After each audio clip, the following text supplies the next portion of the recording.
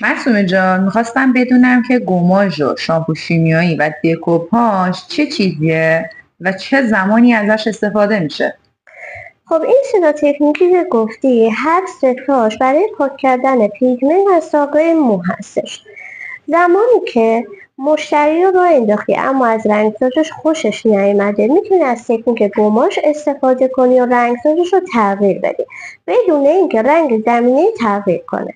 دکوپاژ برای وقتایی هستش که میخوای رنگدار مصنوعی مثل شرابی رنگهای تیره رو از ساقه مو پاک کنی. شامپو شیمیایی هم دقیقا مثل گماش هستش اما ضعیفتر. فرق این دوتا هم تو این هستش که گماش حتما باید رو موهای خشک اما شامپو شیمیایی رو موهای مرطوب انجام بشه. چه جالب. فقط اینکه با چه فرمولی ما باید این کارا رو انجام بدیم؟ یک بار دیگه تعریف همه اینا رو و فرمول دقیقش رو پایین تو کپشن براتون میذارم.